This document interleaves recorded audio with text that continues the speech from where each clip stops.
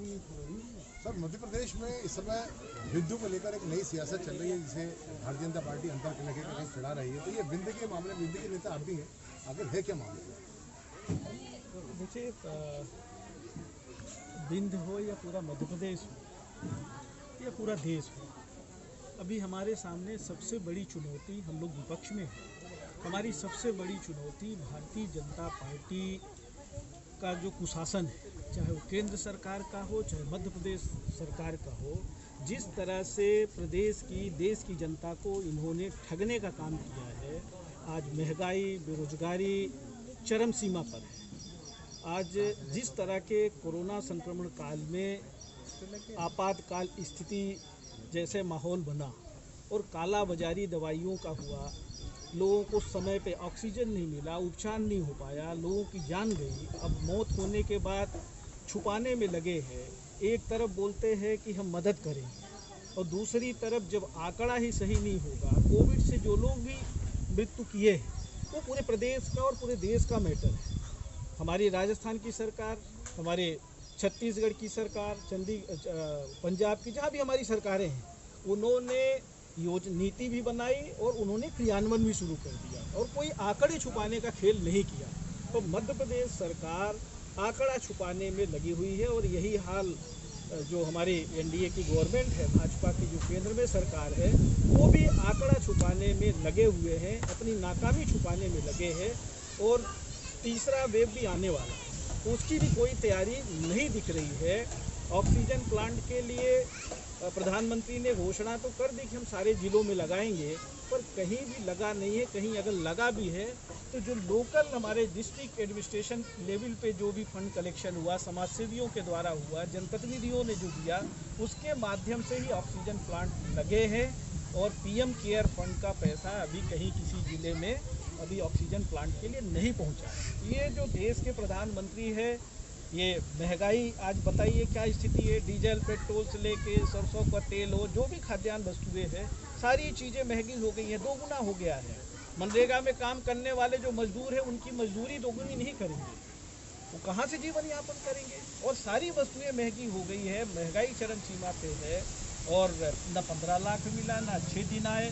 अब आत्मनिर्भर भारत का नारा दे के सबको अपने आप के ऊपर छोड़ दिया है, चाहे वो हमारे पत्रकार साथी हो, चाहे बेरोजगार हो, चाहे समाज सेवी हो या कोई गरीब से गरीब व्यक्ति हो। सरकार का नारा बहुत बढ़िया है क्योंकि उन्होंने अपना चरित्र बता दिया है। और आज स्थिति तो ये है कि भगवान श्री रामचंद्र जी को भी नहीं छोड़ा, जिनका नारा लगा के धर्म की बात करके सत्ता में बैठे हैं, आज उनको भी ठगने में लगे हैं। वहाँ भी भ्रष्टाचार शुरू कर दिया है। इनका कोई चरित्र नहीं है।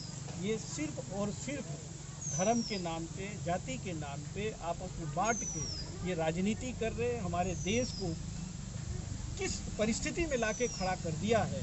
आज हम पैदान में, चाहे अर्थव्यवस्था हो, चाहे बेरोजगारी हो, सब में हम सबसे पीछे हैं। बांग्लादेश जैसा राज्य भी हमसे ऊपर हो गया, जो हमारे सहारे पे चलता था।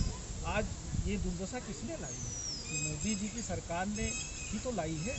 उनको, हमारा तो यही उद्देश्य है, चाहे विंध्य प्रदेश के लोग हो, पूरे प्रदेश के लोग हो, कांग्रेस पार्टी का एक एक कार्यकर्ता, एक एक नेता का अभी वर्तमान में एक ही दायित्व होना चाहिए कि हम सारे लोग मिलके जो वर्तमान में देश के सामने, प्रदेश में आम जनता, नौजवानों, माता बहनों, बच्चों के सामने जो परिस्थिति है, हमारी शिक्षा व्यवस्था कैसे सुधरे, हमारी स्वास्थ्य व्यवस्था कैसे सुधरे, हमारे जो गरीब लोग हैं उनको खाद्यान्न कैसे मिले, कैसे लोगों का जीवन यापन हो, रोजगार के अवसर कैसे सृजित हो, अर्थव्यवस्था कैसे सुधरे। एक विपक्ष की भूमिका को हम लोग, हमारे नेता और सारे कार्यकर्ता, हम लोगों को ये निभाने की आवश्यकता है। सरकार को जगाते रहने की आवश्यकता है। सबसे बड़ी चुनौती हमारे सामने ये है। सर, अजय सिंह रावत भैया के बिंदु को लेकर तीखे देवर है, उससे क्योंकि आप भी बिंदु का प्रतिनिधित्व करते हैं, तो क्या आप भी सहमत हैं उनकी तीखे देवर? देखिए, हमें तो तेवर किसी के ध्यान नहीं है। मुझे सिर्फ इतना मालूम है कि कमलनाथ जी कांग्रेस पार्टी के प्रदेश अध्यक्ष, और प्रदेश अध्यक्ष होने के नाते अगर कहीं कोई कमी है, क्योंकि ये जिम्मेदारी बनती है संगठन के मुखिया के, आज की डेट में वो अध्यक्ष है, उनकी जिम्मेदारी है कि कहीं कोई कमी रह गई है तो उसको सुधार करें, वहाँ पे फिर से मजबूत करें, फिर से, क्योंकि 2 ढाई साल बाद चुनाव हो। तो ऐसी परिस्थिति में संगठन के मुखिया के नाते जो भी उनकी जिम्मेदारी उसका निर्वहन कर रहे हैं, और हम सबको मिलके इन सब बातों में बिल्कुल जो कमी है उसको स्वीकार करना चाहिए और आगे बढ़ने की दिशा में काम करने की आवश्यकता है, बजाय तेरे मेरे के चक्कर में पड़ने में। हमने जैसा कहा कि हमारी लड़ाई सिर्फ और सिर्फ भारतीय जनता पार्टी के झूठे वादे, इनके जो ठग विद्या में माहिर हैं, इनकी जो झूठी दुकान चलाते हैं, बड़ी बड़ी बातें करते हैं। सच में आज किसान की क्या स्थिति है, किसान परेशान है। आज सोयाबीन के बीज नहीं मिल रहे, उनको खाद नहीं मिल रहा है, कितना दाम बढ़ गया सब चीज़ों का। हमें आवाज़ उठानी है। आज धानें सड़ रही है, कई जगह धान सड़ गई, उसमें अंकुरित हो गए, और एक तरफ किसान कितनी मेहनत करके उपज तैयार करता है, और सरकार की लापरवाही की वजह से, समय पे मिलिंग नहीं होने की वजह से फिर यही सड़ा खाद्यान्न गरीबों को बांटते हैं। जो राष्ट्रीय खाद्य सुरक्षा अधिनियम के तहत यूपीए गवर्नमेंट ने जो कानून बनाया था, वही खाद्यान्न आज पूरे देश में, जिसको मोदी जी बोलते हैं 80 करोड़ लोगों को हमने खाद्यान्न दिया, ये वही खाद्यान्न है। आपने कुछ नहीं दिया। ये नीति तो कांग्रेस सरकार ने बनाई थी 5 किलो प्रति व्यक्ति अनाज देने की, बल्कि आपने और संख्या बढ़ाने का काम किया और गरीबी में डालने का काम किया। रोजगार गारंटी योजना जो आज सबसे ज़्यादा कारगर रही विषम परिस्थिति में, वो कांग्रेस सरकार की देन है। इन्होंने कुछ भी नहीं किया। इनकी स्मार्ट सिटी प्रोजेक्ट फेल है, इनका डिजिटल इंडिया फेल है, इनका काला धन नहीं आया। ये तो बड़े बड़े उद्योगपतियों को सिर्फ पाल रहे हैं, गरीबों नौजवानों से कोई मतलब नहीं है इनका, न किसानों से कोई मतलब। आज देखिए, आज सीमा पे दिल्ली के आसपास कितने दिन से किसान बैठे हैं, उनको दिल्ली नहीं पहुँचे कील लगवा दी। और दूसरी तरफ हमारे देश पे आक्रमण कर रहे हैं, चीन कर रहा है, पाकिस्तान कर रहा है, दिन शहीद हो रहे हैं, उसकी चिंता नहीं है। चिंता किसकी है?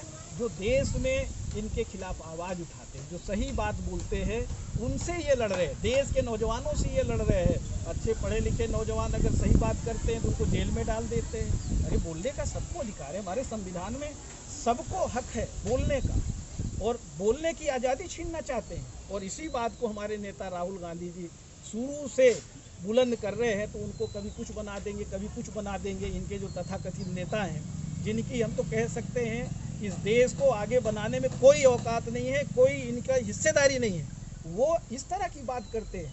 और जिसके परिवार ने बलिदान कर दिया इस देश के लिए, उनके पूज्य दादी जी ने, पूज्य पिताजी ने इस देश के लिए शहादत दे दी। ऐसे लोगों के ऊपर प्रश्न चिन्ह उठाने का विश्वास सारंग कभी कुछ बोलते हैं, कभी नरोत्तम मिश्रा जी बोलते हैं, तो कभी शिवराज सिंह जी बोलते हैं, तो कभी बीडी शर्मा जी बोलते हैं, और कभी मोदी जी जैसे लोग भी टीका टिप्पणी करते हैं। अरे आप तो देखो, आपको तो बंगाल की जनता ने मज़ा चखा दिया, पूरे देश की जनता मज़ा चखाएगी, और अब खेला होगा मध्य प्रदेश में भी, पूरे देश में।